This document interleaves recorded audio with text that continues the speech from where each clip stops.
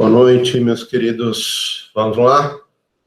Vamos dar continuidade ao nosso assunto. A gente parou na nossa última aula tratando sobre remuneração, em que a gente falou vários pequenos detalhes dentro do assunto de remuneração. E aí eu falei com vocês de diária, eu falei com vocês de gratificações, a gente falou de comissões, percentagens, a gente foi falar de vários pequenos assuntos na última aula, que a gente meio que ligou da aula anterior, que a gente estava falando sobre salário mínimo. Vamos começar a falar agora de jornada de trabalho, que foge um pouco desse assunto de remuneração, mas ele é necessário, esse assunto, para a gente voltar e falar dos adicionais. Então, aí o que eu quero com vocês? Só para a gente pontuar o que está faltando. Basicamente, daqui para o final, a gente vai falar jornada de trabalho, a gente deve falar de hoje para amanhã. Os adicionais, eu vou ver se amanhã a gente já começa a falar sobre adicionais. E aí, no sábado, eu acredito que a gente consiga fechar até o assunto e a gente volta na semana que vem para estar fazendo revisão, na verdade, da nossa avaliação. Então, a gente viria no sábado para revisar, na semana que vem, para a gente revisar, porque aí o sábado eu acho que a gente consegue fechar tudo. Semana que vem a gente ainda vai estar, ou já vai ter prova na semana que vem. Agora não me lembro exatamente para quando ficou a prova de vocês. Deixa eu só confirmar, mas eu acho que talvez seja já na semana que vem, né? É já na semana que vem a prova de vocês. Então, no sábado, a gente faria uma revisão. Então, só para a gente pontuar aqui. Então, a gente viu na nossa última aula esses pequenos assuntos. Aqui a gente vai começar a falar de jornada de trabalho. Eu vou estar tentando fechar o quanto antes de hoje para amanhã, para a gente falar de adicional, talvez amanhã, mas se não, no sábado de tarde a gente consegue falar de adicional e depois está fechando férias e 13ª, e de qualquer jeito aí ainda teria um tempo para fazer revisão para a nossa avaliação, ok? Mas vamos lá. A gente vai começar a falar de jornada de trabalho aqui, e aí é um assunto que eu quero que vocês tenham cuidado, porque eu sempre foco muito isso, eu sempre digo isso muito para vocês. Quando a gente vai falar de jornada de trabalho, entre outros assuntos de direito do trabalho, mas em especial jornada de trabalho... Professor. Oi? Não ouvi, dia desculpa. 8. Prova dia 8, a prova. É dia 8? Então a gente tem tempo. Semana que vem a gente faz revisão, semana que vem de boa. No sábado, até eu conseguindo fechar o assunto, eu digo para vocês, só falta revisão, aí a gente libera até mais cedo da aula no sábado, tá bom? Mas vamos lá. O que a gente vai ver? A gente vai perceber que a nossa jornada de trabalho, ela tem uma função que ela não é só limitar a jornada de trabalho só por limitar. Isso envolve uma multiplicidade de justificativas, uma multiplicidade de questões que tem como foco central a saúde do trabalhador. A saúde do trabalhador talvez seja o enfoque principal quando a gente vai falar de jornada do trabalho. E aí, pensando nisso, em saúde do trabalhador, jornada de trabalho, eu quero que vocês voltem logo para o começo do assunto, logo no início do semestre, que eu disse para vocês o quê? Olha, o direito do trabalho não nasceu junto com o trabalho existe desde que o homem vive em sociedade. Mas o direito do trabalho ele vai existir, ele vai surgir lá no século XIX, quando, em especial, a gente cria a primeira norma trabalhista. Em 1802, quando a gente cria a Moral Health Act, a gente passa a ter o quê? Passa a ter uma legislação que limitava a jornada de trabalho de menores de idade a 12 horas por dia. Quando a gente tratou desse assunto, eu perguntei, imaginem, quantas horas um menor não trabalhava antes dessa limitação? 12 horas por dia. Quantas horas eu não trabalhava antes disso? E um adulto, quantas horas não trabalhavam? Lembrem que era o período da jornada de sol a sol, em que você começava a trabalhar quando o sol nascia e só parava quando o sol se punha. Então, poderia dizer que hoje, nesse período em Maceió, até que é meio de inverno, umas 5h30, 5 horas para 5h30 da manhã, até umas 5 horas para 5h30, a gente estaria trabalhando. Então, teria em torno aí de umas 12 horas, de 11 a 12 horas de jornada de trabalho. Mas se eu estiver falando de um período de verão, bota mais 1, 2, 3 horas aí, e dependendo da localidade do mundo, a gente vinha até aquela previsão que eu disse para vocês, de 17, 18 horas, que a doutrina chega a falar em certas regiões. Então, a gente precisa limitar a jornada de trabalho? Precisa, por vários motivos. Os motivos são variados. Um desses variados motivos vai ser o quê? Eu preciso limitar a jornada de trabalho por questões econômicas. Por que por questões econômicas? A gente limita a jornada de trabalho por questões econômicas, porque se o trabalhador ele trabalha menos, ele produz mais. O Google provou isso recentemente de forma empírica. Os trabalhadores trabalhavam no Google, lá central, nos Estados Unidos, de segunda a sexta-feira, eles tiraram um dia de trabalho como experiência, para ver no que ia dar, e começaram a trabalhar de segunda a quinta, deram a sexta-feira, além do sábado e domingo, para descansar. Os trabalhadores começaram a produzir tanto quanto produziam de segunda a sexta, entre segunda e quinta, até segunda ordem, ninguém está falando nada de trabalho forçado, nem nada, então, estão trabalhando de boa vontade, de segunda a quinta, e estão trabalhando um dia menos. Então, tem um efeito econômico? Tem, nesse ponto, do trabalhador trabalhar e produzir melhor, porque ele está melhor descansado. Mas também tem um efeito econômico num outro sentido. O trabalhador que descansa, e aqui eu não estou falando de segunda a quinta, ou de segunda a quarta, não é isso. O trabalhador que descansa um dia por semana, que tem 11 horas de um dia para o outro do trabalho, entre outras situações que a gente já viu e vai ver aqui, esse trabalhador ele passa a ter a evitado a ocorrência de acidentes de trabalho e de doenças ocupacionais. O que é uma doença ocupacional? Doença ocupacional, por exemplo, lesão por esforço repetitivo, LER, DORT. São doenças em que o trabalhador está exposto, por quê? Porque ele fica fazendo aquele mesmo esforço o tempo todo. Eu, por exemplo, tenho síndrome do cotovelo de tenista. Aí vocês falam, você jogou tênis quantas vezes na vida? Nunca. No braço direito eu tenho síndrome do cotovelo de tenista. E comecei a perceber, junto com o meu ortopedista, qual é o motivo disso. Um deles que eu percebi,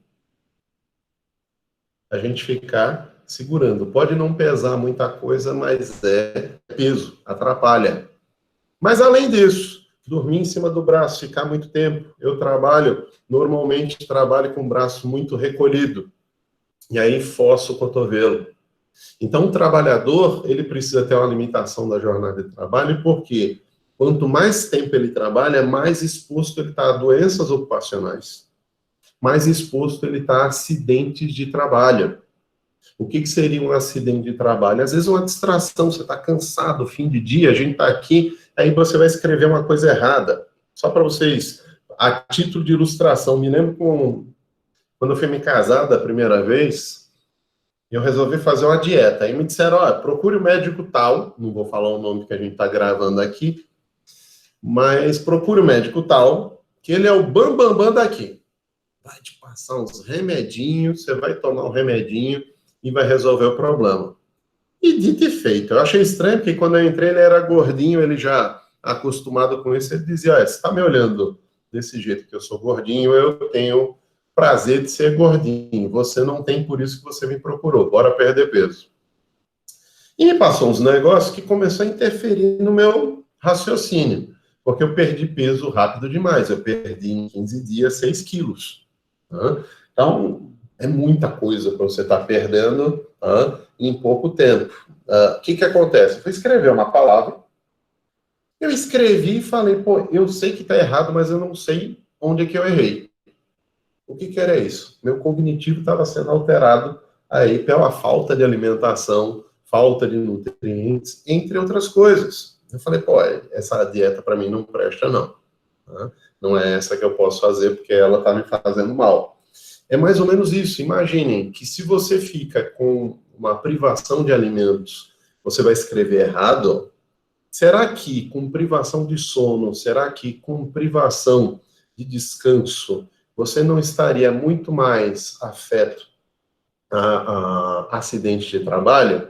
E é essa que é a questão. Você se distrai por uma besteira e sofre um acidente por conta disso. Eu vi um vídeo, acho que eu já devo ter comentado com vocês, de um rapaz que estava com a jaqueta, coisa que poderia muito bem dizer, olha, tenha cuidado usando isso aqui nessa máquina. A jaqueta estava solta, a manga aqui, e pegou a máquina, um torno mecânico pegou, e enrolou ele no torno. A sorte dele é que ele foi junto com o torno até desligarem, e ficou com o braço preso. Por quê? Porque eu já tinha visto numa outra oportunidade, o rapaz, pela posição do corpo, o braço foi literalmente todo enrolado no torno. Então você imagina um braço desse tamanho ser enrolado para ficar desse tamanho aqui. O que é isso? É acidente. Descuido, não olhou, não usou EPI, usou uma roupa perto de um canto que não poderia usar. A jornada excessiva de trabalho leva a isso. Então, quando a gente fala, vou limitar por questões econômicas por conta de evitar acidente de trabalho, evitar por questões econômicas e evitar, na verdade, a doença ocupacional que a gente vai ter, mas também vai ter as questões econômicas que eu disse para você, às vezes eu produzo mais. Vão ter também questões econômicas, como, por exemplo, bora lá, aqui já não é uma economia micro, mas uma macroeconomia, pensando em Estado, em país. Se eu tenho que trabalhar, uma fábrica tem que trabalhar 10 horas no dia, eu tenho um limite de 8 horas, eu vou ter que contratar mais de um turno. E aí, tendo mais de um turno, o que eu vou ter? Vou produzir mais, vou gastar mais salário, mas vou produzir mais, porque eu vou ter, ao invés de um, vou ter 2 funcionários. Tá? E para o Estado, pensando em economia macro, ele passa a ter um desempregado a menos. Então, quanto mais se limita a jornada de trabalho, maior o número de pessoas empregadas. Então, olha aí a questão econômica enraizada dentro da limitação da jornada. Mas é só isso, uma questão econômica? Não. A gente vai ter a limitação da jornada por questões biológicas. A biologia é importante para a limitação da jornada? É. Tem a privação de sono. Falei para vocês, privação de alimento. Você esquece como você tem que escrever? Eu nem tenho coragem de dizer para vocês o que eu escrevi, já de tanta vergonha. Antes eu até dizia, hoje eu parei de falar porque a vergonha é grande. Então, o que acontece? Se você tendo isso, você escreve errado, imagine você, a sua saúde, como ela se desenvolve. Então, você tem que proteger a saúde do trabalhador, limitando a jornada, para que ele tenha uma condição melhor. Quanto mais ele trabalha, mais ele se desgasta. Então, então ele tem que trabalhar só 1 ou 2 horas por dia, professor? Para com isso. A gente tem que produzir isso e aquilo, não é isso que eu estou falando. Mas você tem que ter um limite, e chegando nesse limite, o corpo não aguenta mais. Bora lá. Bora não ter limite de 5 anos, vamos botar um limite aí de 4 anos para fazer o curso de Direito? Bora fazer em 2,5? A proposta é boa, vocês terminam o curso de Direito em 2,5. Aula de manhã, de tarde, de noite, sem férias e sem final de semana. Quem topa aqui, levanta a mão. Aí é que é o problema. Quando você chega no final do semestre, vocês estão esgotados. O professor está esgotado também. A gente precisa de quê? De férias. Chega no final de semana, a gente está esgotado. A gente precisa de quê? Do repouso semanal. Chega no final do dia, a gente está esgotado. Precisa de quê? Da interjornada. Essa que é a questão. Esses limites que a gente passa a impor são questões também biológicas. Então, tem questões biológicas, psicológicas, questões econômicas, como eu falei, questões sociais. A minha interação trabalhador com a família, a minha interação com amigos. Será que se eu trabalhasse 14 horas por dia, eu poderia manter as mesmas relações familiares e as mesmas relações sociais? Será que eu poderia fazer isso? Seria meio complicado. A gente tem um candidato a ministro da saúde que diz que só médico trabalha. que contador é vagabundo e que pedagogo é vagabundo, tá? Que nenhum trabalha. São os piores alunos que passam no curso de pedagogia e eles é que vão ensinar a nação. Eu não sei como é que esse cara aprendeu a escrever português, aprendeu matemática, geografia e inglês, que levou para ele fazer medicina, se a pedagogo é tudo burro no Brasil, e eu não sei de onde ele aprendeu, mas tudo bem, é um exemplo de ministro da Saúde que a gente deve ter muito em breve aqui, que agora os ministérios são conforme você se oferece, né? O outro lá, antes da Regina, o corpo da Regina Duarte esfriar, ele já tinha se oferecido para o cargo, ele foi nomeado para o cargo. Então, a gente já está tendo aí gente se oferecendo em rede social, tá? Tem um Ítalo, não sei o que lá, que eu nunca vi uma figura tão ridícula quanto esse cara na vida. Tá? Ele consegue ser pior do que o Abraham Van Traub. Agora lá. Quando a gente vai falar, então, de jornada de trabalho, tem esses limites, com vários fatores. Biológicos, fatores físicos, biológicos físicos e físicos psicológicos, fatores sociais e fatores econômicos. Tudo isso leva à limitação da jornada de trabalho. E como ela é feita no nosso direito? Quando a gente vai falar de limitação de jornada de trabalho, é importante que a gente pense o quê? Limitar a jornada de trabalho não é só pensar em jornada de trabalho efetiva. Quando a gente vai falar de jornada, aí bora lá para o material para vocês verem. Deixa eu só ver aqui que... Vamos lá. Deixa eu só passar aqui. Quando a gente vai falar de jornada de trabalho, tá, é importante a gente distinguir as várias categorias que a gente vai ter de jornada. A principal, quando a gente pensa em jornada de trabalho, é do trabalho efetivamente prestado. O que é o trabalho efetivamente prestado? Serviço efetivamente prestado ou trabalhado. O que eu estou fazendo agora aqui com vocês? Serviço efetivamente prestado. Então, se eu tenho prestação de serviço, jornada de trabalho, não é apenas o serviço efetivamente prestado, mas também pode ser o equivalente a ele, que tem a mesma força que é o serviço à disposição. Leiam aí o artigo 4º da CLT, que diz o seguinte: considera-se como serviço efetivo o período em que o empregado esteja à disposição do empregador, aguardando ou executando ordens, salvo disposição especial e expressamente consignada. Então, vamos lá. Aqui está dizendo, serviço efetivamente prestado é serviço à disposição? Não. Eu estou dizendo que os dois serviços têm a mesma força, têm o mesmo valor. O que é o serviço efetivamente prestado? O que é o serviço à disposição? Por exemplo, agora eu estou num serviço efetivamente prestado. Mas a ideia de serviço à disposição seria, por exemplo, eu estou dando aula agora aqui para vocês, Carol entra na sala e diz: professor José Barros, posso falar com a turma? Claro, Carol, pode falar com a turma. Aí ela diz: turma, ó, a gente está com uma grande autoridade que veio para cá, para Alagoas, e a gente conseguiu que ele viesse dar uma palestra.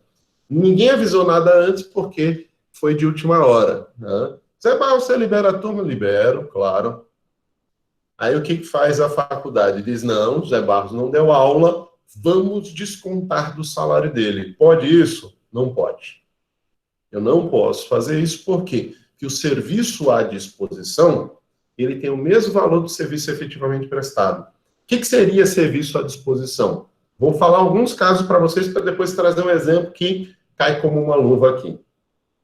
Serviço à disposição.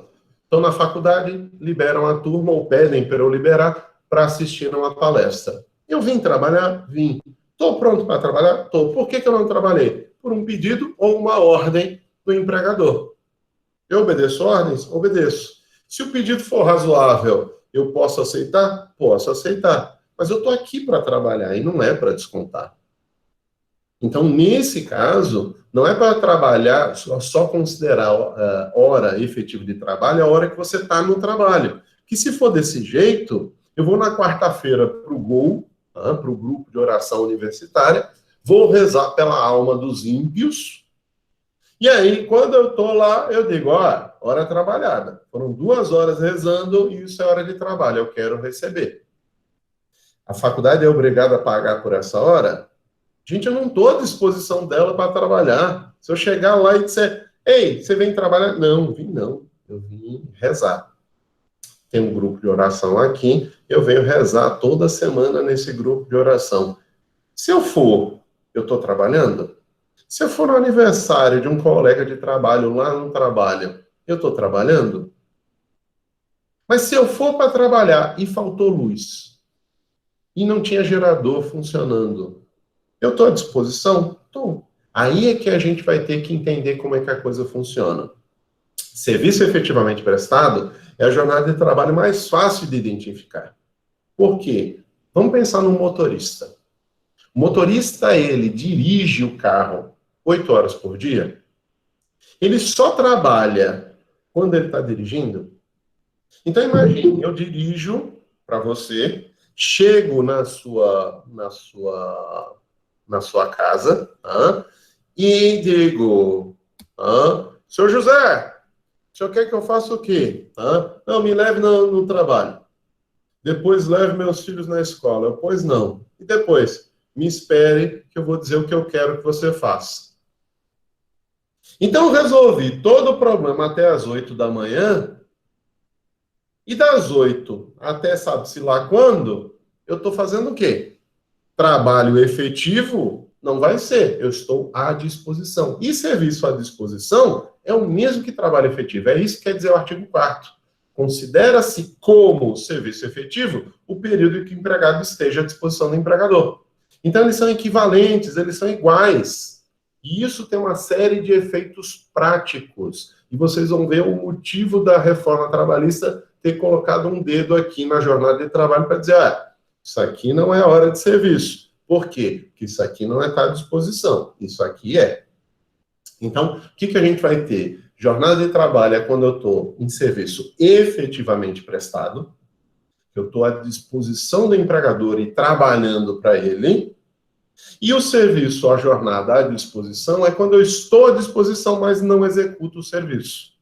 Eu estou pronto para trabalhar, mas o serviço não existe. Por fatores alheios à minha vontade. É hora de eu trabalhar, é o momento de eu trabalhar, mas eu não vou trabalhar por algum motivo. Então, por exemplo, não, fica aí, porque a gente tem que terminar essa reunião, mas eu vou ter aula para todo mundo. Não, a reunião mais importante.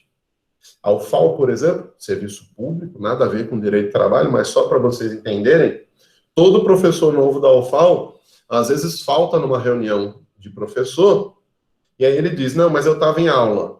Normalmente, eu pelo menos quando eu entrei, a gente ouvia sempre os novos chegando e dando essa desculpa, que é uma desculpa justa e válida, mas sempre o chefe de departamento, o diretor, o coordenador na época sempre diziam, os mais antigos, olha, tem uma resolução aqui da faculdade em que as reuniões precedem a sala de aula. Se eu marcar reunião, venha para a reunião, não vá para a sala de aula. Então, pode acontecer isso? Pode, eu estou à disposição para trabalhar na aula, mas sou obrigado a estar numa reunião. Eu podia estar dirigindo para você, mas você não me pediu para fazer nada, eu estou esperando que você determine o trabalho. Então, trabalho efetivamente prestado e trabalho à disposição tem o mesmo efeito. Vamos para a prática? Bora! O que a MP 927 coloca? Ela regula, entre outras MPs, regras de direito do trabalho em tempo do Covid-19. A gente já teve aula sobre isso, só estou lembrando o que a gente falou. O que eu disse para vocês? Se o empregador determinar o teletrabalho e eu não tenho equipamento, ele tem que me emprestar o equipamento. E se ele não me emprestar o equipamento, qual é o meu direito, enquanto trabalhador? De considerar aquele tempo que eu não vou poder fazer o teletrabalho, porque eu não tenho equipamento ou infraestrutura, considerar que eu estou à disposição. Se eu estou à disposição, meu empregador não pode descontar do meu salário. Por quê? Eu não estou faltando. Eu estou à disposição. Mas tem teletrabalho e você não está prestando. Porque eu não tenho equipamento. Se eu não tenho equipamento, não tenho infraestrutura, o empregador é obrigado a me dar. Se ele não vai exercer essa opção, ele não pode me punir dizendo que eu estou faltando no trabalho. Então a MP é clara nesse sentido. Vamos dar acesso que é de César. A gente só fala mal do Bolsonaro ultimamente. Eu vi até um Twitter da Vera Holtz que printaram e mandaram, e o povo não entendeu muito, né? Teve bolsonarista repetindo, dizendo, é isso aí, Vera Holtz. Ela disse, é muito fácil apontar os erros do governo Bolsonaro. Eu quero ver você apontar os acertos. E aí o povo achou que ela estava elogiando ao invés de criticar. Tá? Então, vejam aí com cuidado. Tá? Vamos apontar um acerto? Essa MP 927 diz, se o empregador quer fazer teletrabalho, assuma o ônus. Assuma o ônus. Se o empregador quer fazer o teletrabalho e o empregado não tem infraestrutura, porque se ele tem, ele não pode se recusar. Mas se ele não tem, o empregador não pode forçá-lo a comprar um notebook, comprar uma rede de internet e pagar um pacote. Ele tem que dar essa estrutura ao trabalhador. Se ele não dá, ele está à disposição. Então, o trabalho pode ser efetivamente prestado e o trabalho pode ser à disposição. Além dessas duas figuras, a gente vai ter a figura do home office, que tem tudo a ver com esse teletrabalho, e eu vou falar de algumas questões aqui com vocês de CLT, lá do início, vou falar com vocês reforma trabalhista, mas também vou falar da MP 927 de novo aqui para vocês. Mas vamos lá, deixa eu ver se tem alguma pergunta. Nenhuma pergunta, bora lá. O que a gente tem sobre home office? Bora lá. Eu vou parar aqui, interromper, e vou abrir para vocês na CLT, para vocês verem o texto original da CLT. Então, de novo, vou compartilhar a tela aqui, mas trocar para CLT. E aí, quando a gente vem aqui na CLT, vamos lá.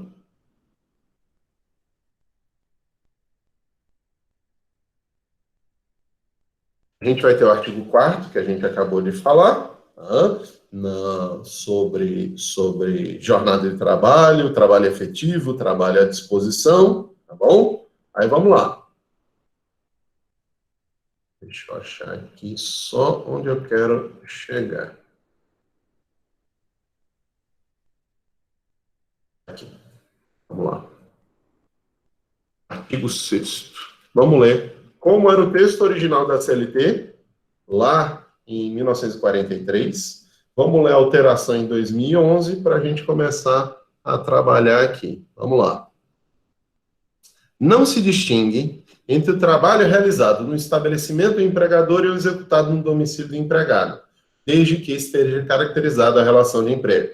Tá? A gente não mudou muito aqui o texto, mas em 2011 mexeu em algumas coisas. Então, vamos lá. Não se distingue entre trabalho realizado no estabelecimento do empregador e o executado no domicílio do empregado, e o realizado à distância, desde que estejam caracterizados os pressupostos da relação de emprego. Por que a gente botou a distância? Lembrem, em 2011, a gente já tinha o uso de internet.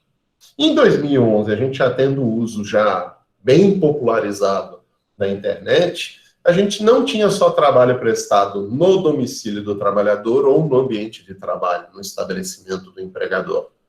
Mas pode ser à distância. Por exemplo, você sabe se eu estou dando aula em casa? Quem me garante que eu não estou na praia? Quem me garante que eu não estou num sítio, numa fazenda? Eu estou dando aula para vocês não sabem a diferença de onde eu estou. Em especial se eu estivesse usando aqueles aplicativos que mudam o fundo, cola lá, faz um tipo de um chroma key e muda o fundo. Vocês não sabem onde eu estou. Eu posso estar em qualquer local que vocês não vão imaginar. Então a gente fez o ajuste aqui do à distância para que não houvesse dúvida que pode ser no ambiente de trabalho tradicional, no estabelecimento do empregador, no domicílio do empregado ou qualquer outra localidade que esse trabalho ele vai ser considerado de um mesmo valor. A questão, aí bora lá, vamos sair daqui. A questão é que quando a gente vai falar de home office, o que seria um home office? Seria trabalho em casa. Home office é trabalho em casa como você está fazendo agora, professor? Também. Mas o que eu estou fazendo aqui não é a única forma de home office. O home office é trabalho que o empregado faz em casa.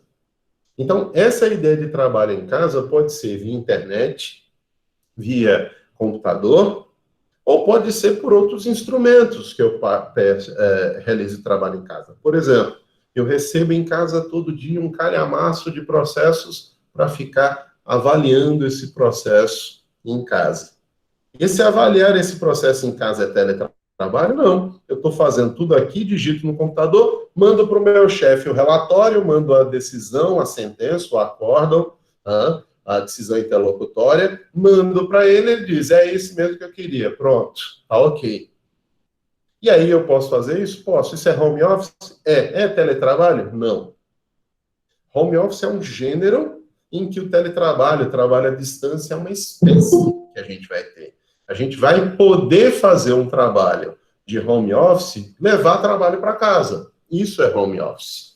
Home office, até segunda ordem, não gera um custo para o empregado e muito menos gera um custo para o empregador. Por isso que não se discutia isso lá em 1943. As alterações que a gente traz com a reforma é que começa a modificar o que a gente vai colocar aqui. Por quê? Muita gente falou, finalmente agora a gente tem home office na CLT. Gente, está aqui. Trabalho prestado no domicílio do trabalhador tem o mesmo valor do trabalho prestado no ambiente de trabalho, ou seja, home office ou trabalho no estabelecimento do empregador é a mesma coisa. Eu dar aula para vocês aqui em teletrabalho, que é home office, ou estar na faculdade, é a mesma coisa. Não tem diferença. Eu estou trabalhando o mesmo volume de horário de aula que eu trabalharia. Que, inclusive, até pelo fato de não ter vocês em presença física, muitas vezes rende muito mais. A aula corre mais rápido. O assunto é mais desgastante. A gente conversa com todo mundo que está fazendo home office e todo mundo está dizendo, olha, é mais desgastante o home office do que o trabalho presencial. Por quê? Porque o trabalho presencial você para, conversa um pouco, aí anda, faz isso, faz aquilo. Para mim é desgastante porque eu fico aqui sentado numa cadeira, eu não ando. Enquanto eu estou na sala de aula com vocês, eu estou andando a sala todinha conversando com vocês. Então, o que acontece? Quando a gente vai falar de home office, é trabalhar em casa. Essa é a ideia de home office. Qual o valor? O mesmo do trabalho efetivamente prestado à disposição lá no ambiente de trabalho.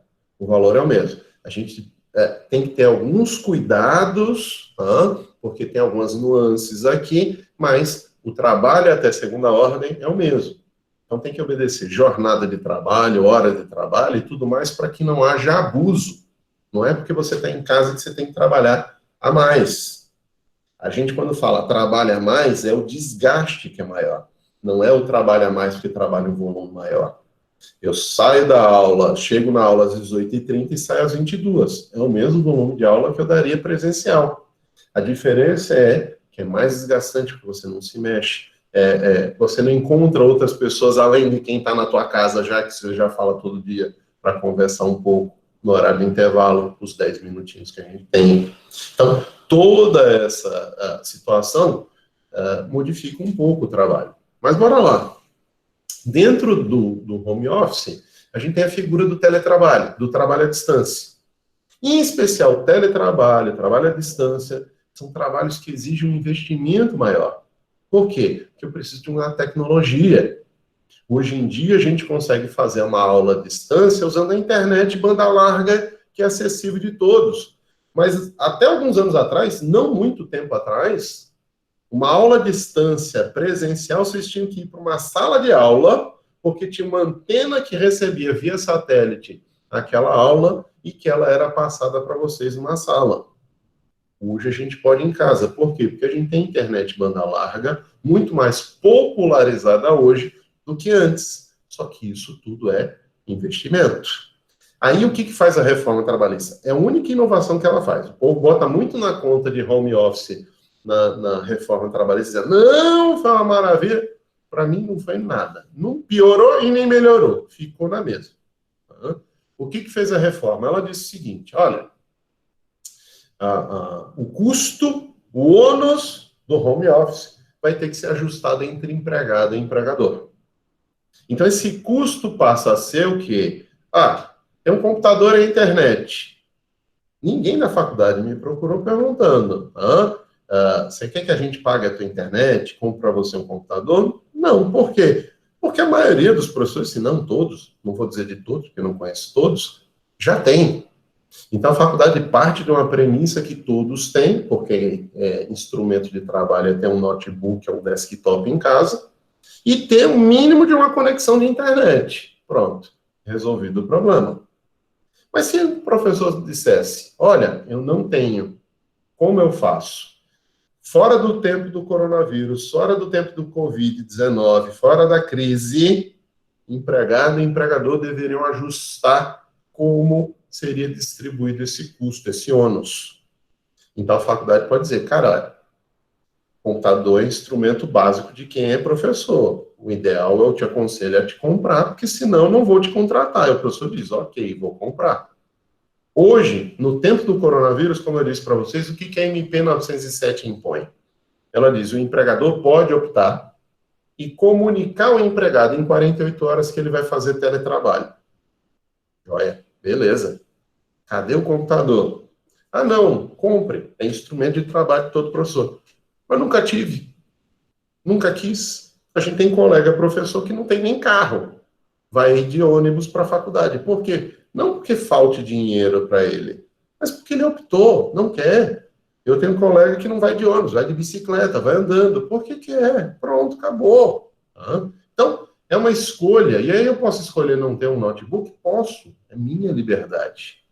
Agora, em tempo de crise, se eu não tenho essa infraestrutura e o meu empregador já está me dando 48 horas para começar a trabalhar, vou dizer para ele, cara, mesmo que eu tenha condição de comprar, eu não vou conseguir comprar porque as lojas estão todas fechadas. Compre na internet. E eles vão entregar? Quanto tempo eles vão demorar? Por exemplo, eu estou já com atraso que eu comprei de uma câmera da Dell. A Dell me vendeu, mas é da Logitech. Comprei uma câmera mais profissional e estou com atraso que era para entregar até o dia 20. Hoje já é dia 25. E aí eu tinha feito uma reclamação dizendo, olha, no site de vocês não consta nem que vocês faturaram. Nem que faturaram. Não, a gente está com um probleminha, mas prometemos entregar até o dia 24. Quando eu recebi o e-mail, que eu olhei que dia 24 era domingo, eu falei, já sei que nem no dia 24 eu vou receber. E dito e feito, hoje é dia 25, está terminando o dia agora, 9h01, nada de chegar a câmera. Não apareceu aqui em casa ainda. Vai chegar, vai chegar. Mas qual o problema? Dólar, importação, tudo está complicado. Mas eles não me dessem um prazo. Na hora da venda, eles já sabiam que existia a crise. Eles não podem dizer, não, a crise justifica a mudança do contrato. Você não vendeu lá atrás, você vendeu agora na crise. Se vira nos 30. Me entregue. Não tenho nada a ver com isso. É instrumento de trabalho. Então, veja, chega o empregador e diz, cadê? Cara, pedi, já estourou o prazo e nada. Aí a faculdade quer me responsabilizar por isso. Meu empregador, o cursinho, quer me responsabilizar por isso? Pode? Não. A MP 927 diz que o empregador que queira impor ao trabalhador o teletrabalho tem que comunicar 48 horas antes para ele, em 30 dias alterar o contrato, e tem que, se o trabalhador não tem infraestrutura, ou não tem equipamento, ou não tem nenhum dos dois, o empregador tem que fazer um empréstimo em comodato, ou seja, um empréstimo gratuito, não pode cobrar nada por isso, não pode alugar, e gerar a infraestrutura para o trabalhador. Então, feito isso, e sem cobrar do trabalhador, e sem o trabalhador também cobrar do empregador, porque eu não posso chegar e falar, a faculdade me deu um computador de R$3.000, botou a internet lá em casa de R$50 por semana, R$100 por semana, eu quero isso como salário, isso é salário in natura, a MP já disse, não é salário. Então, vejam esses pontos quando vocês vão estudar, porque a gente vai e vem nesse assunto, porque é um assunto que tem aplicabilidade diferente em tempos diferentes. Então, que é home office? Trabalhar em casa, fazendo uma tradução bem simplista. Quem assume o ônus do home office? Empregado e empregador devem ajustar esse ônus, esse custo. Eles ajustando esse custo fora do tempo de crise, está valendo o que foi ajustado no contrato. Em tempo de crise, o empregador tem que financiar, porque se ele não financiar, o empregado está em quê? À disposição. Ele está à disposição do empregador, e o que o empregador determinar para ele vai dizer, enquanto você não me der infraestrutura, eu não posso ser obrigado a trabalhar, mas você é obrigado a pagar o meu salário. Por que eu sou obrigado a pagar o salário? Porque o artigo 4º diz que considera como jornada efetiva a jornada à disposição. Dá no mesmo. Então, vejam, o que a gente tem hoje? A jornada de trabalho prestada efetivamente do ambiente de trabalho ou da casa do trabalhador é a mesma coisa, é serviço efetivo. Essa jornada de trabalho à disposição no ambiente de trabalho ou na casa do trabalhador, hoje, em tempo de crise, vai ser a mesma coisa. Agora, o trabalhador, sem ser tempo de crise, ele na casa dele, aí ele não... Desculpem. Aí ele não tem desculpa. Ele simplesmente, ou ele tem que providenciar o equipamento, ou ele tem que ajustar com o empregador como isso vai ser feito. Ok? Então, vamos lá. Gente, só lembrem os colegas, um monte de gente está tentando entrar com o e-mail errado. Quando entrar, não conseguir, tenta entrar com o e-mail institucional. Eu mesmo já tentei começar a aula desse jeito e aí não rola. Tá bom? Mas vamos lá.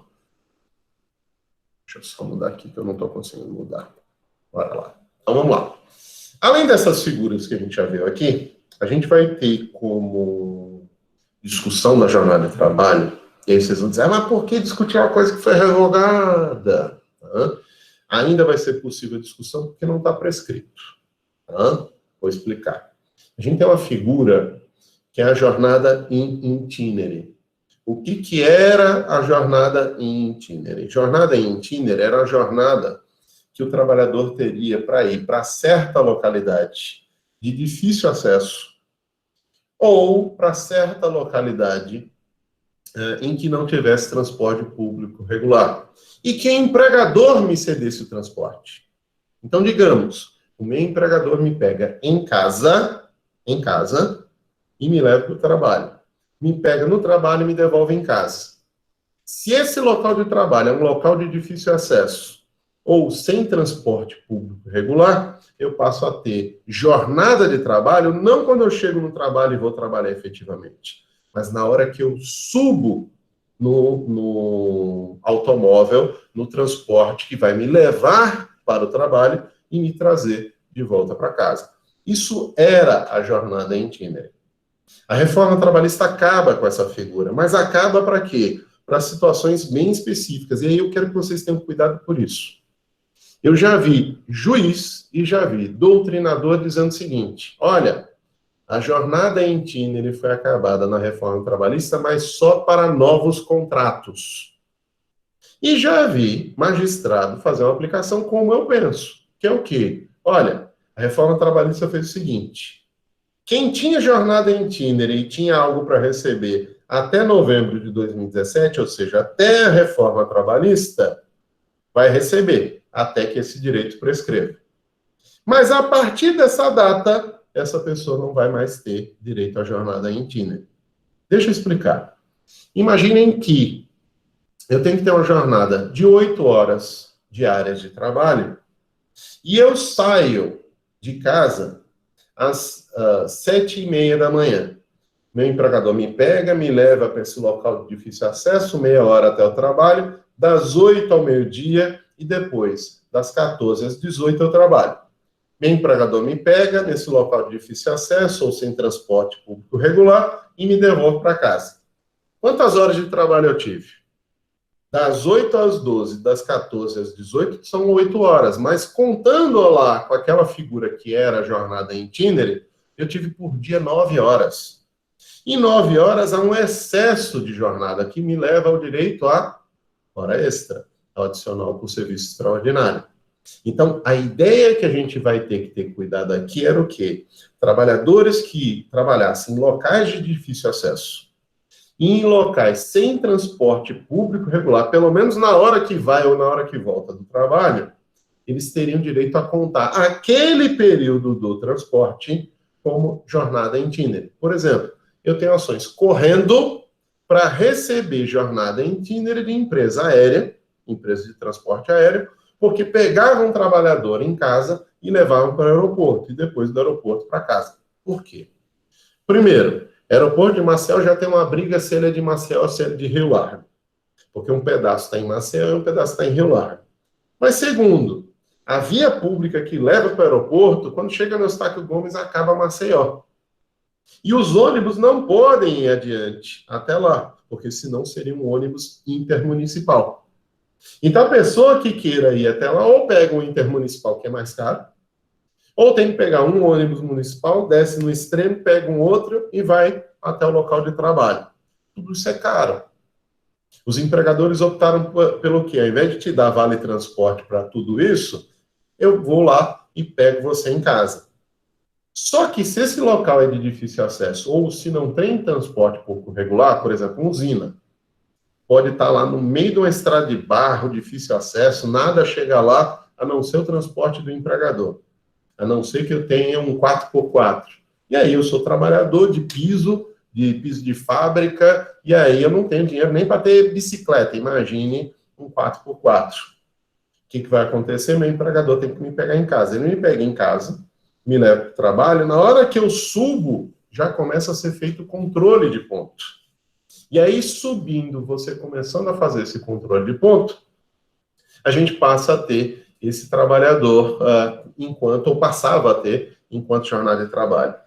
Eu não gosto dessa primeira interpretação que alguns colegas chegam a fazer, que é o seguinte: olha, só vale para os novos contratos. Esse tipo de interpretação, para mim, me leva à conclusão de que os empregadores que tenham empregados em jornada em itinerário em velhos contratos vão demiti-los e contratar outras pessoas. Essa interpretação é um estímulo à demissão. Eu não gosto disso. Mas o trabalhador que tinha jornada em itinerário até a reforma trabalhista tem direito a receber? Tem, isso é direito adquirido. Então, se não foi pago a ele, ele pode mover uma ação? Pode. Qual o prazo pressional? 5 anos. Se a reforma é de final de 2017, a gente tem até o final de 2022, então praticamente a gente tem aí 1 ano e meio para estar cobrando. Eu posso ter ainda a cobrança de jornada em itinerário hoje? Posso. Não só dos processos que ainda não transitaram em julgado, mas também desses processos que a gente está vendo aqui, que seria a possibilidade de direito adquirido do trabalhador, que, apesar da lei nova proibir a jornada em itinerário, ele está recebendo ainda. Onde é que vocês veem a regulamentação da jornada em itinerário? A súmula 90 do TST, que eu vou mostrar aqui para vocês, e o artigo 58, parágrafo 2º da CLT, que aí faz essa revogação. Então, daqui a pouco eu volto para esse slide aqui. Vamos só mostrar aqui para vocês a jornada em itinerário. Eu vou fazer uma resumida rápida, não vou nem ler. O que seria jornada em itinerário? Quando o empregador cede um transporte para o trabalhador para levar de casa para o trabalho e do trabalho para casa, e o trabalho fica em local de difícil acesso ou sem transporte público regular. Ah, professor, mas onde eu trabalho tem transporte público regular, mas é só metade do dia, a outra metade não tem. Qual a hora que você trabalha? É a metade do dia que tem? Então, você não tem jornada em itinerário. Mas a hora que você entra ou sai do trabalho, naquele momento o teu empregador pega você, leva para casa, aí nessa saída, como não tem transporte público regular, passa a ser jornada em itinerário, ou passava a ser. Então, enquanto não prescrever, eu posso estar cobrando isso daqui. Então, o que a gente vai ter? A jornada em itinerário é esse fato do empregador pegar você em casa, levar para o ambiente de trabalho, pegar no ambiente de trabalho e te devolver para casa. Quando é que eu começava a trabalhar? Na hora que eu subisse no transporte. Quando eu parava? Na hora que eu descesse. E aí se fazia já controle de ponto nesse transporte. Vale só para esse local que não tenha transporte público regular nenhum? Não. Às vezes no horário. Às vezes o horário que eu entro, o horário que eu saio, Para ir eu vou de ônibus, mas para voltar meu empregador me leva. E aí, não havendo transporte público regular, naquele horário, na volta da saída, aqueles 15, 20, 30 minutos, uma hora é considerado, ou era considerado jornada de trabalho. A mesma coisa seria jornada de trabalho se parte do percurso fosse com o transporte público regular e parte não fosse. Por exemplo, a minha interpretação no caso do aeroporto, só a partir da fronteira de Maceió com o Rio Largo, lá no Eustáquio Gomes, que conta como jornada itinerante. Fora não. Só que eu não vi a empresa aérea, nenhuma das empresas aéreas alegando isso na época. Tá? E aí o que acontece? Acabavam tendo que pagar tudo quando a gente judicializava. Eles tinham que se defender dizendo, não, ó, tem transporte público regular. Só que no horário que ele está saindo não tem, mas na ida tem. Então, metade não é para pagar, contar como hora, só essa outra metade. Ou, vamos lá, tem até tal local, mas daqui em diante não tem.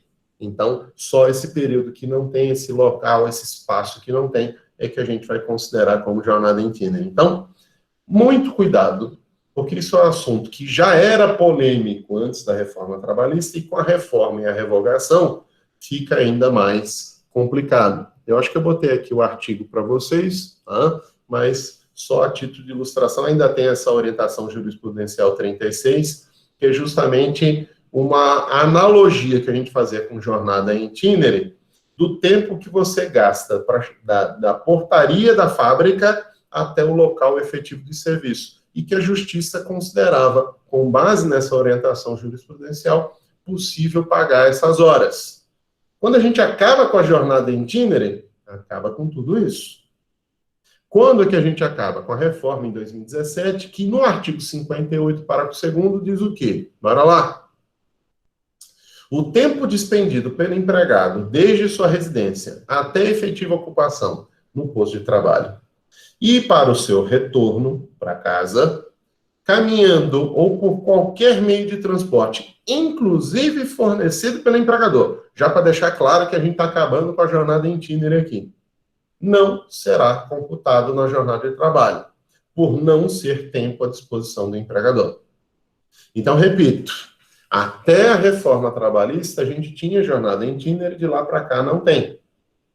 Então, qual o papel do advogado hoje? Estou sendo contratado hoje, a pessoa trabalhou nos últimos 10 anos. Como prescreve em 5, o que eu vou fazer? Os últimos, vamos lá, 2 anos e meio para 3 anos. 3 anos. A gente não vai contar, porque já tinha sido reformada a legislação, a reforma do trabalho já tinha negado a jornada itinerante, mas esses 2 anos para 2 anos e meio, a gente ainda pode estar cobrando isso. Então, vejam lá como é que funciona para a gente ter cuidado. Até novembro de 2022, eu posso estar cobrando jornada itinerante. Enquanto isso não acabar prescrito tudo, não acabarem todas as ações, a gente ainda tem que estar estudando esse assunto. Em especial porque tem aqueles magistrados que querem aplicar na marra, que eu discordo desse tipo de interpretação, porque eu não vejo aqui uma afronta, a não ser que a gente aplique um princípio, e esse é um macro princípio que a gente vai ter no direito, que é o princípio da vedação do retrocesso social. Tem muita gente que critica a reforma trabalhista usando o princípio da vedação do retrocesso social, mas eu acho que vai haver uma modulação desse princípio e não vai ser aplicado a tudo. E se for aplicado a tudo, é o que eu disse, eu vou preferir demitir um empregado e contratar um outro no lugar. E isso gera demissão, que não é a intenção do judiciário. Então, acho que o judiciário vai modular caso a caso o uso da vedação do retrocesso social, para, nesta hipótese aqui, ser aplicado só para efeito do que não prescreveu. Então, só para pensar aí como essa coisa vai funcionar. Ok? Vamos lá? Deixa eu ver se tem alguma pergunta aí de vocês, algum comentário. Nenhum. Hoje está todo mundo calado, todo mundo fez como Suelen, está no banheiro e deixa o irmão para estar ouvindo aqui a aula. Daqui a pouco o irmão vai fazer oi e eu vou começar a falar, conversar aqui com o irmão, enquanto vocês estão aí no banheiro E aí a gente descasca vocês depois. Vocês estão rindo aí, tá? Não sei se é irmão de vocês que foi programado para estar rindo no lugar de vocês. Tem que fazer pergunta, porque não sou eu só que vou falar. Tá? Vamos lá. Vamos lá. João tá mandando um oi porque tá com medo de eu dizer que ele não tá na aula. Tá?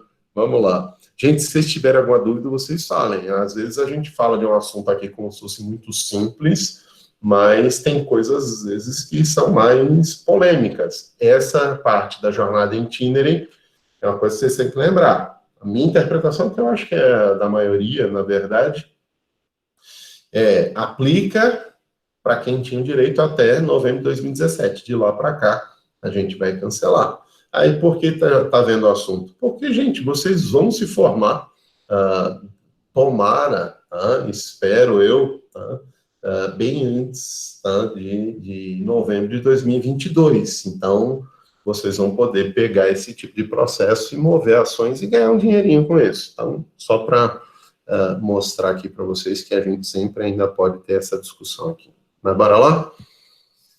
Continuando a apresentação, deixa eu só pegar aqui para vocês. Então, a gente viu essa questão da jornada em itinerary. Eu queria voltar para um ponto que eu tinha dito para vocês. Lembra que a gente falou, olha, serviço à disposição tem o mesmo valor de serviço efetivamente prestado. É a mesma coisa. A gente vai dizer que o efetivamente prestado você está executando o serviço, mas à disposição você está pronto para executar, só não executa por situações alheias ao trabalhador. A questão aqui, às vezes eu estou baixando a cabeça para dar uma olhada na hora que quando eu boto o slide não dá para ver. A questão aqui, quando a gente fala de serviço à disposição, muita gente confunde achando que à disposição é estar no local de trabalho. Estar no local de trabalho pode não ser nem à disposição, ou pode ser um serviço de prontidão, que é uma outra situação que a gente vai ver mais adiante. A gente veria aí, provavelmente na aula de amanhã, essa questão da prontidão. Mas vejam, quando eu falo à disposição, gente, eu estou dentro da sala de aula, estou começando a dar aula para vocês e pá! Estou dando aula para vocês e puf! Apagou a luz. Apagou a luz aqui, aí a gente não tem mais como dar aula. Mas eu estou à disposição? Estou. Pode acontecer, de repente vai lá, deu uma pane no sistema do Google, e eu não tenho mais como dar aula. O que acontece? A faculdade pode chegar para mim e falar, o senhor vai ter que repor essa aula. Mas eu estava à disposição. Coronavírus, eu estava à disposição. Eu estando à disposição, não trabalhei por fatos alheios à minha vontade. O que acontece é que a MP 927, ela coloca que esse tempo do coronavírus que eu estou à disposição, vai poder ser feito um banco de horas e jogar nos feriados em até 1 ano e meio. Lembrem disso que eu falei para vocês. Vou jogar a discussão do coronavírus para a segunda prova. Eu expliquei lá antes da primeira prova, mas vou jogar para a segunda. Então, o que é serviço à disposição? É estar no local de trabalho? Não, é estar no local de trabalho para trabalhar e não trabalhar por fatores alheios à vontade e aos poderes, às forças do trabalhador. Por quê? Muitas vezes eu posso estar no local de trabalho para questões individuais, para interesses meus pessoais. E nesse ponto eu acho que a reforma trabalhista andou bem. Por isso que eu disse para vocês, a gente precisa sim de uma reforma trabalhista, não essa que o Michel Temer fez, e muito menos essa que o Bolsonaro tem pretendido. A gente precisa de uma reforma trabalhista para tornar o nosso direito mais fluido, mais moderno, mais consectâneo com os valores atuais, o tipo de trabalho atual, porque tem muita coisa na CLT que está superada. Mas tem coisa boa no que foi colocado na reforma? Tem. Vamos lá. A gente critica tanto a reforma, tem gente que fala, reforma, absurda essa reforma trabalhista do Michel Temer. Mas foi ela que reconheceu a contagem de tempo de processo do trabalho para advogado em dias úteis. Porque o CPC, a alteração, não atingiu o advogado trabalhista. Foi a reforma trabalhista. Então, a reforma trabalhista não é de todo ruim.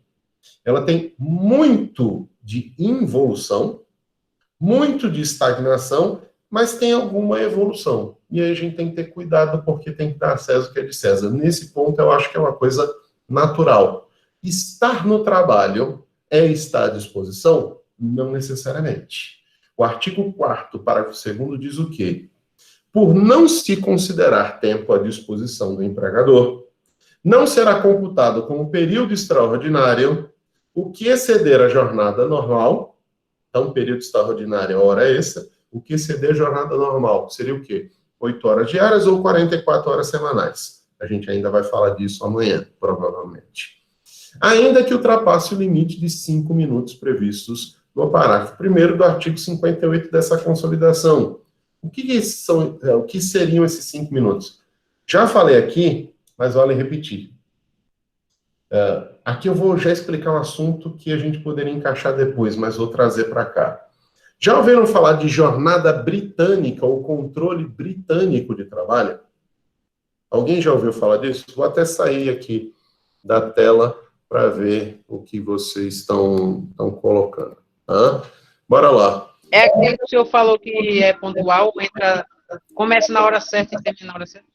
Perfeito, perfeito. É o Gabriel que está falando, né? Então, perfeito, Flávia, perfeito, Geraldo, Gabriel. Exatamente, eu sou pontual. Eu chego às 8, saio às 12, volto às 14 e saio às 18. É aquele cara que faz assim, tá? Tô com carimbo. Aí, quando eu olho assim no relógio, tô levantando o braço para carimbar de novo. Eita, deu 18 horas com o braço aqui em cima. Deixa eu largar o carimbo, porque se eu trabalhar, abaixar o braço no papel, não pode, porque já completou o meu horário. E é o cara que fica assim, na porta do trabalho, assim, ele chega, já levanta o carimbo no dia seguinte, porque eu tenho que parar, começar de onde eu parei. O meu braço estava levantado, pronto. Pronto, agora deu 8 horas. Pronto, primeira carimbada. Gente, não é isso. Trabalho e controle de ponto não é para ser feito dessa forma. A Justiça do Trabalho, ela desconsidera o que seria o controle britânico, a jornada britânica de trabalho. Ela é considerada nula, porque ninguém chega às 8, sai às 12, volta às 14 e sai às 18 todo dia. Eu disse para vocês, eu fazia a coisa mais absurda ainda, eu fazia assim, vou botar no chat para vocês. Eu chegava no dia às 8 horas e botava lá, 8 horas. No dia seguinte eu fazia o quê? No outro. Aspas, aspas, aspas, aspas. Por quê? Porque era preguiça até de botar 8 horas de novo. Era pior do que a jornada ou o controle britânico de trabalho. Era o controle baiano de trabalho. O cara chega adiantado ou chega atrasado, mas é preguiçoso para fazer o controle de ponto. Então vai lá botando só aspas, porque sabe qual é o lema do baiano? Dormir é bom, agora acordar dá uma preguiça, é difícil. É pesado não, João, essa é brincadeira leve, brincadeira saudável, tá ok? Brincadeira saudável, pode. Vamos lá. Eu estou aprimorando minha imitação do Bolsonaro nessa quarentena, né? Ela está ficando cada vez menos pior, não é melhor, menos pior, né? Vamos lá, daqui para o fim da quarentena eu arrumo outro trabalho de stand-up comedy. Eu vou ser o primeiro stand-up comedy sem graça. Quando a gente vai falar, ou o primeiro stand-up comedy que ri das próprias piadas, aí eu posso ser entrevistado num talking show, e aí eu vou com a minha cara pintada, e se o cara começar a tirar onda da minha cara, eu atiro nele. Mas vamos lá. Você já tá querendo ganhar 50 mil, eu nem Essa referência aí, professor, da risada e atirar no cara. Aí eu tô fazendo spoiler do Coringa, tá? Mas vamos lá. Vamos lá. Tô aproveitando que eu comprei a máscara do Coringa agora, com o sorriso do Coringa, e vou começar já a fazer como ele. Então, vejam, quando a gente vai falar de jornada de trabalho, que a gente está falando aqui, vamos imaginar o seguinte, ninguém tem jornada ou controle britânico de trabalho, até porque se faz isso não vale. O que é o comum? O que a gente tem que ter, que é admissível? Eu chego 5 minutos antes, eu saio 5 minutos depois. Então, eu terminar a aula aqui às 21h55 ou terminar a aula às 22h05, para a Justiça do Trabalho, para o direito do trabalho, é 22 horas. Porque o ideal é isso. Só que esse mesmo artigo, ele diz o quê? Esse período pode ser estendido por 10 minutos. Então, aí a gente passa a ter uma tolerância maior, mas aí é vontade do empregador. A tolerância da lei são 5 minutos. O empregador, ele pode estender um pouco mais, 10 minutos, e aí você teria uma tolerância um pouco maior. Mas isso depende da situação concreta. O caso concreto é quem vai estar definindo. A lei, objetivamente falando, fala em 5 minutos. 5 minutos antes ou 5 depois. Então, só para a gente voltar lá para o material, porque aí eu explico 2 assuntos em um aqui, para ficar mais fácil de vocês entenderem tudo que está aqui. Então, por não se considerar tempo à disposição do empregador, não será computado como período extraordinário, hora extra, serviço extraordinário, o que exceder a jornada normal, ainda que ultrapasse o limite de 5 minutos previsto no parágrafo 1º do artigo 58 dessa consolidação, dessa CLT. Quando o empregado, por escolha própria, buscar proteção pessoal em caso de insegurança nas vias públicas. Vamos lá. Estou saindo da faculdade e passo um arrastão. Eu vou dizer, vou ficar na faculdade, vão roubar o meu relógio, minha bolsa, minha carteira, vão roubar o meu carro, vou ficar aqui, vou esperar um tempo, depois que a coisa normalizar, eu saio. Aí eu digo, opa, meia hora esperando, vou ganhar meia hora extra. Vou computar essa meia hora extra enquanto eu estiver aqui. Posso fazer? Não. Agora, só se tiver insegurança? Não. Vamos lá. Insegurança nas vias públicas ou más condições climáticas. Está chovendo muito. Esse é um período que aqui em Maceió normalmente até já deveria ter começado chuvas fortes. Eu não sei vocês, aconselho que vocês façam isso. A gente pode fazer um cadastro da Defesa Civil e recebe um torpedo, um SMS da Defesa Civil, com orientações. Olha, cuidado, hoje vai ter chuva forte, pode ter deslizamento. Eu nem me lembro de ter feito esse cadastro. Já vai automaticamente para mim essa mensagem. Vai sim. Até agora de corona e lavar as mãos. Também no corona. Também. Chuva forte. Mas uma vez foi tipo, a chuva forte estava acontecendo depois de umas 3 horas que mandaram o SMS.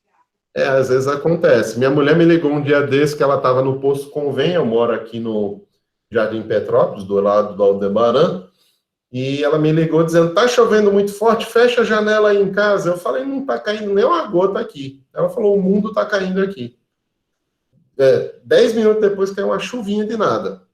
Isso não quer dizer nada, mas serve para a gente ter cuidado. Então, bora lá. Receba SMS dizendo, o mundo vai cair. Teremos uma chuva de meteoros, tá? O céu vai desabar, tá? O mar vai virar vermelho, tudo aquilo lá que está no Apocalipse da Bíblia vai acontecer. Eu digo, eita, é melhor não sair da faculdade, tá? Enquanto o cordeiro não vier como um leão, eu vou ficar esperando aqui, tá? Aí eu fico esperando para ver no que vai acontecer. Eu posso ficar esperando? Posso. É horário de trabalho? Não é. Estou trabalhando? Não. Estou me abrigando da chuva. Eu estou com medo do relâmpago. E aí, chega lá, está lá relampeando, e relampagando, e aí eu com medo de tudo isso, eu fico, vou ficar aqui dentro da faculdade. Não estou trabalhando. Então, só vou considerar como trabalho de trabalho efetivamente prestado ou à disposição em que o trabalhador deixe de trabalhar pelas vicissitudes do trabalho, em condições do trabalho. Faltou luz e não tem gerador. Não porque está chovendo. Se na hora de trabalho que eu estou trabalhando está chovendo, isso não impede de dizer que é hora de trabalho. Mas na hora que eu estou saindo, que eu digo, não, eu não vou me molhar, vou esperar 5 minutinhos porque eu esqueci aqui o meu guarda-chuva. Eu não estou trabalhando nesses 5 minutinhos. Então, é isso que eu quero que vocês entendam. Então, insegurança em vias públicas, más condições climáticas, bem como adentrar ou permanecer nas dependências do empregador para exercer atividades particulares, entre outras. Vamos lá. Ontem eu fui na faculdade para passar na biblioteca, pegar um livro, porque esse final de semana vai ter um concurso. E eu trabalho lá, mas eu posso pegar um livro para poder estudar para o concurso. Posso? Posso. Passei 3 horas lá estudando. Opa, 3 horas extras no trabalho. Coisa boa. Eu vou passar no concurso e ainda vou ganhar hora extra. Não. Até passar no concurso você pode, mas hora extra não. Por quê? Porque você foi estudar. Você foi rezar. Você foi fazer uma interação social, cantar parabéns para o teu chefe, para o teu subalterno, para o teu colega de trabalho. Então, entre outras, que práticas, que atividades eu não consideraria como atividade de trabalho? Prática religiosa, descanso. Agora a faculdade tem um redário. Então, estou passando lá cansado pra caramba, chegando de viagem de Recife. Eita, vou dar uma parada aqui. Puxar um sono aqui no redário, cortar um cabelo lá no salão do Carol. E aí eu chego lá e vou utilizar os serviços na faculdade. Eu posso dizer que estou trabalhando? Não estou, não é horário de aula, não é dia de aula, não estou repondo aula, não estou fazendo trabalho nenhum, não é reunião, não é hora de trabalho. Então, prática religiosa, o GOL, por exemplo, que eu citei como exemplo, descanso, lazer, estudo, alimentação, a gente tem a praça da alimentação lá no mini shopping, atividades de relacionamento social, encontrar um amigo, cantar parabéns para um colega, fui visitar os amigos que não via há um tempo, porque eu cheguei de viagem, eu passei na porta da faculdade num dia que não era dia que eu trabalhava, e era um dia que há muito tempo eu trabalhei, e aí tem gente que eu estou distante, vou dar uma olhada, dizer, oi gente, tudo bem? Hora de trabalho. Não, não é hora de trabalho. Higiene pessoal. Você vai dizer, higiene pessoal? Gente, usar o banheiro é higiene pessoal. Mas lembrem, a faculdade, por exemplo, tem chuveiro. Se eu quiser tomar um banho lá, eu posso? Posso. Subo lá no último andar, tem um banheiro com chuveiro, uso para tomar um banho, que o negócio não está muito legal, e aí depois eu digo, não, isso é horário de trabalho. Não é horário de trabalho. Eu grifei, botei em negrito para vocês aqui, um ponto que a gente tem que ter um cuidado maior. Qual é esse ponto que a gente tem que ter um cuidado maior? O trabalhador trocar de roupa dele pessoal para botar o fardamento e, novamente, para botar a roupa pessoal. Se o trabalhador se troca no trabalho por liberalidade sua, por escolha sua, ele tem que chegar mais cedo e sair mais tarde. Não considera a hora de trabalho a escolha dele se trocar no trabalho. Por quê? Porque ele pode ir para o trabalho já vestido do fardamento. Se o empregador exigir que ele se troque, aí é outra coisa. O momento dele se trocar quando chega e o momento dele se trocar quando sai, já que é obrigação do empregador, e o empregador me obriga dizendo, olha, eu não quero você usando fardamento aqui fora. E aqui tem que usar fardamento. Então, não posso ir para o trabalho, eu voltar do trabalho usando fardamento. Eu tenho que trocar lá. Eu só não entendi. Como é que o empregador exige que o empregado não use o fardamento fora? Está fazendo propaganda. Exato. E se esse empregado andando de carro atropela alguém? Na hora da foto, o que aparece? É a camisa dele enquanto empregado lá dizendo faculdade tal, supermercado tal, isso e aquilo. E aí o povo vai começar a falar. Por exemplo, eu recebi um vídeo um dia desse do povo fazendo crítica por receber mercadoria em casa. Porque o povo hoje não está feliz com nada. Ninguém está feliz ficando em casa, ninguém está feliz furando a quarentena, ninguém está feliz de jeito nenhum. E aí o que acontece? Eu recebi um vídeo de um rapaz de farmácia fazendo entrega de medicamento na casa da pessoa, em que foi filmado, óbvio, no elevador, normalmente tem câmera, foi filmado fazendo o quê? Espirrando, segurando o saco, ele espirra assim com a mão, limpa tudo, pega um lencinho, limpa, e vai lá e sai de volta, bota a máscara naquela hora e volta para fazer a entrega. Olha lá, na câmera o que aparece? Farmácia tal, na camisa dele. Então é para morrer qualquer um desse jeito. Um posto de gasolina aqui em Maceió, eu acho que era uma igreja que tinha em frente, com uma geladeira, em que se fazia doações de comida. Colocava lá para quê? Para pessoas carentes irem lá, abrirem, pegar o que precisa e pronto. E os empregados do posto de gasolina começaram a atravessar a rua para pegar comida e comer. E pegavam tudo. Não deixaram para quem era carente. Saiu em jornal, saiu uma confusão danada, sobra para quem? Para o empregador. Então tem empregador que diz, olha, só usa fardamento no ambiente de trabalho, fora você está proibido.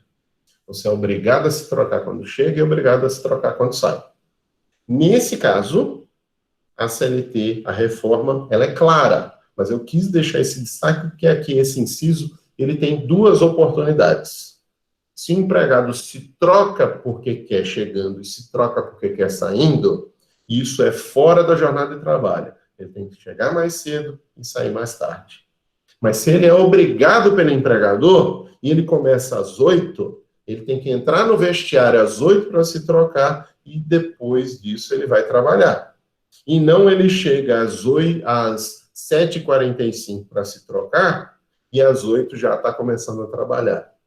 Então, é isso que eu quero que vocês vejam. Então, vamos lá. Tá? Não são considerados, entre outros, tempo à disposição de jornada de trabalho, trocar de roupa ou uniforme quando não houver a obrigatoriedade de realização da troca na empresa. Então, tem empregador que obriga? Tem, por essas questões que eu falei para vocês. É muito comum o empregador proibir o uso do fardamento fora, porque isso pode, além do desgaste e tudo do fardamento, que não é só essa questão econômica, mas também uma questão de imagem. Imagem. Vamos lá. Alguém filma, hoje todo mundo tem celular, tem uma câmera. Alguém filma esse cara brigando com a mulher. Vai lá para a internet e vai lá um marketing negativo para o empregador. Então ele pode dizer, só usa aqui? Pode. Só que se ele fizer isso, o tempo que o trabalhador vai ter para se trocar, ele já está computando como horário de trabalho. Ah, professor, mas 15 minutos é muito tempo para se trocar, eu levo uns 5. Beleza, depende da roupa que você usa. Você vai usar uma roupa normal, bota uma calça, bota uma blusa e pronto, está resolvido o problema. 5 minutos é mais do que suficiente. Mas depende, você tem alguns tipos de roupa, alguns tipos de fardamento que dá muito trabalho. Não estou falando nenhuma maquiagem para filme que a gente vê, às vezes, os atores passando por 3 horas, 10 horas, 12 horas de maquiagem para fazer uma maquiagem para um filme. Não é isso que eu estou dizendo. Mas tem roupa que leva lá mais do que 5 minutos para você vestir, a depender do trabalho que você faz. Tem equipamentos de segurança que você tem que usar, uma série de coisas que você tem que ter cuidado. E aí, esse tempo é tempo de trabalho se o empregador me obriga a me trocar no trabalho. Tá? Só para deixar claro aqui, ilustrar para vocês. E aqui, eu trago para vocês o slide que eu estava falando dos motivos biológicos, tá? Que são situações físicas e psicológicas, os motivos sociais, para que eu tenha horas de família, de amigos, de lazer, hora de estudo, questões econômicas, o combate ao desemprego, porque a redução da jornada em nível macroeconômico faz com que eu empregue outras pessoas, tá? E também a questão econômica aqui do que eu coloquei, incluindo que não está aqui no slide, que é o quê? Redução de acidente de trabalho, que é o caso humano de baixo, mas que tem um efeito econômico. Trabalhador que está doente não trabalha, e os 15 primeiros dias eu tenho que bancar para ele. Então, se ele tem uma doença laboral, uma doença ocupacional, ou se ele sofre um acidente de trabalho, não é só uma questão humana com a saúde e a vida da pessoa, mas também é uma questão econômica. Eu me lembro recentemente, quando a gente teve o H1N1, todo mundo correu para vacinação, porque tinha a vacinação que estava sendo feita do vírus da influenza, e estava faltando vacinação. Eu me lembro de um empregador que ele gastou quase uns R$4.000 de vacina, pequeno empregador, não tinha, acho que ele devia ter uns 10 empregados no máximo, e a entrevista perguntou, olha, por que você gastou esse dinheiro todo de vacina para os seus empregados? Você gosta muito deles? Ele falou, olha, gosto, mas também penso no seguinte, tem a questão econômica. Se o trabalhador, ele adoece, não é um custo para o INSS. Os 15 primeiros dias é um custo meu, eu tenho que bancar. Então, vejam, olha agora o coronavírus. Até quem não adoeceu, que está sem trabalhar, tem empregador que está bancando. Tem uma escola que, uma vez por semana, me liga para saber o que fazer, como fazer. Eu falo, estou te dando as opções, vocês têm que decidir o que vocês querem. E a dona da escola está insistindo. Ela disse, enquanto eu puder, eu não tiro empréstimo, não suspendo o contrato, não corto salário, nem nada. Parabéns para você. Tá? É um ato muito bonito. Por quê? Porque eles entendem que, apesar de ser um negócio que atende muita gente, eles têm em torno de 400 alunos para a escola é pouca coisa. Então, nesse caso, é praticamente uma família, os professores, coordenadores, diretor e tudo mais, dono da escola banca. Diz, vou bancar. Eu vi um restaurante que a moça suspendeu o contrato de trabalho dos empregados, mas estava querendo pagar para eles um complemento, porque garçom está sem receber gorjeta. Ela foi tirar o empréstimo, estava com o nome sujo, não pôde tirar o empréstimo para ajudar os trabalhadores. E o governo está ajudando com quanto? Está ajudando só com quem é formalizado, um percentual do seguro-desemprego. Então, se eu cancelar 100% do salário, vai receber 100% de seguro-desemprego. Uma pessoa que ganha R$2.000, R$2.600, vai passar a ganhar R$1.800. Vai dar uma diferença aí de 600, 700 e poucos reais para R$800. É já razoável. Mas pior ainda, quem ganha 5.000, se você cancela 5.000, a pessoa vai ganhar 1.800. Ou seja, dá mais de R$3.000 aí de diferença que ela está deixando de receber. Então, as pessoas que estão sofrendo não é só empregador, para quem está pensando em economia. Empregado está sofrendo, empregador está sofrendo, todo mundo. Eu fico extremamente preocupado, porque às vezes vocês passam a ter um aperto financeiro, a primeira coisa que deixa de pagar é mensalidade, e aí a faculdade tem que repensar aí os contratos de trabalho. Então, até quem está recebendo está preocupado, imagine quem não está recebendo. A gente tem que ter aqui essa preocupação enorme aqui nesse ponto. O que a gente vai começar a ver amanhã? Assunto que eu já andei falando com vocês, então vai desenvolver mais rápido, os limites de jornada de trabalho. 12 para 36, 8 horas com interrupção de 1 a 2 horas, 6 horas com interrupção de 15 minutos, 4 horas sem interrupção. Jornada semanal integral, 44 horas semanais. Parcial, até 25 horas semanais. E as exceções. Então, a gente vai tratar disso. Minha pretensão é amanhã fechar a jornada de trabalho, para no sábado a gente falar, num primeiro momento, sobre adicionais, e depois falar de férias e 13º. Se der para fechar no sábado, a gente volta segunda e terça só para revisar. Se não der para fechar, volta aí para meia hora, 1 hora de aula no máximo, ainda na segunda-feira, e de segunda para terça a gente faz revisão. Então, a gente tem um tempo bom aí para a gente tá fechando o nosso assunto sem muita dor de cabeça, tá bom? Só para vocês não ficarem preocupados. Deixa eu ver aqui os comentários de vocês para fazer a chamada, tá? Júlia, internet está oscilando, Larissa está em Marechal, aqui mesmo estava chovendo, eu estava com medo de começar a cair a internet. Qualquer coisa vocês me avisem dos colegas, tá? Mas eu vou fazer a chamada já já. Tá? Foi na Mangabeira, João, foi exatamente lá. Aquele posto, eu acho que é um posto da Shell, que é bem quebradinho para descer ali e voltar para a praia. Tá? Exatamente aquele. Tá? Mas vamos lá. Gabriel tem 15 anos que não toma vacina. Eu fui falar isso quando o Gabriel nasceu, que estava chorando quando tomou vacina. Eu disse, Gabriel, se acalma. Quando chegar lá para 7, 8 anos, você não toma mais vacina nunca mais na vida. A médica, como é que é? Qual foi a última vacina que você tomou? Eu falei do Zé Gotinha, quando eu não tinha nem 10 anos de idade. Ela falou, senta aí que você vai tomar tudinho. Tomei antitetânico, um monte de coisa. A gente tem que tomar vacina a cada 10 anos, no máximo, no máximo. A gente foge disso, mas não pode não, tá bom? Gente, alguma dúvida? Se não tem dúvida, eu vou interromper a gravação aqui.